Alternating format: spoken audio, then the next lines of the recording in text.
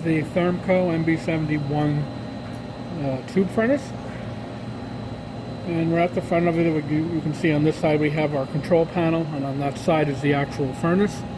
I have this set, this furnace has the ability to go up to 1100 degrees maximum. I have it set to 1000. As you can see, I'm reading 1000 here. This is set up in the master slave configuration so that whatever temperature you set in here, you can then adjust each zone on the ends accordingly, so you can have them hotter or lower than whatever the center zone is. Currently it is set to be equal, so the way it is currently programmed, it's going to be 1000 degrees all the way through the whole chamber. On this side we have our over temperature protection. This is monitoring the center zone only. So we have our power to the heater here. We are powered to our controllers here. Our alarm silence is here, and the fan reset is here. You should probably never ever see this being tripped. So we're seeing 1000 here, getting 1003 here. That's comparable. There's two sensors sitting very close to each other, but not directly next to each other. And in the event of the alarm, or when you first turn it on, when you first turn on the controllers, you will hear the alarm. So you have the ability to put it on silence, since it is fairly noisy. I would recommend, though, once it starts running, to leave it in the up position, so that in case it does overheat, you will hear the alarm come on. The power on here is for the heaters. It's not for the entire unit. This unit operates on 208 volts. It can operate at 220 and 240, but it must be configured internally to the transformer to do that. It's not just, it doesn't automatically sense what is coming in. So it's a 208 volt single phase unit, and to show you how to operate the temperatures here, so you can see where we're at that. If I go, just press this up, you can see I'm going to 1002, and so forth and so on, up and down. It will program accordingly and set all the zones up, and these zones will follow that. So you can see here I went to 1002, and our temperature here. To set the trip on here, I wanted to go into this a little bit. To program that, you hold these two buttons down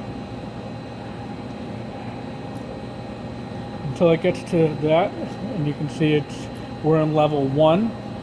There are different levels, and their manuals for these controllers will come with the unit. I'm going to go through the choices here until I get to set 2, and that's our protection setting, and it's currently set for 1050. And I'm going to lower that down so you can see it. To lower it, you hold the left one, which, as you can see, freezes the display, and I'm going to let that go down until we're going to trip, and then I'll silence it.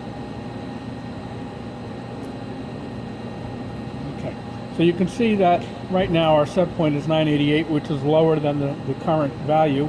By holding both of these together, it'll actually put it into memory.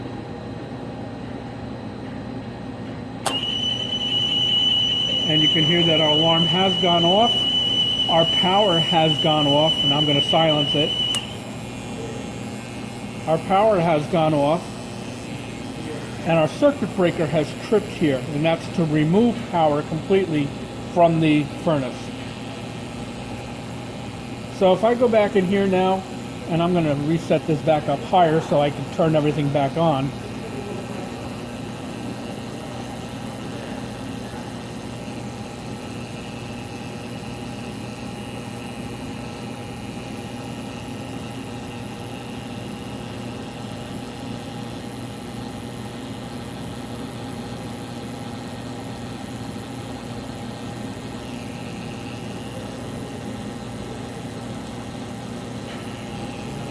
Okay, so I've set it, but however, the alarm is still tripped. So you can see we're getting an alarm signal here, and if I were to try to turn on the power, it's not going to let me do that.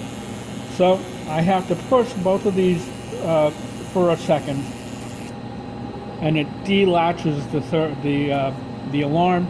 The alarm signal has gone away. I can now apply power again to the unit.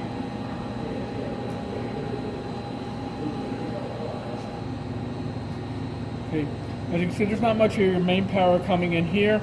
And here is the main circuit breaker for the unit. Do be aware that when power is applied, if you had this cover removed on the side where all the electronics are located, there is still live voltages in various places in there. So merely having this breaker off does not remove power from the unit completely.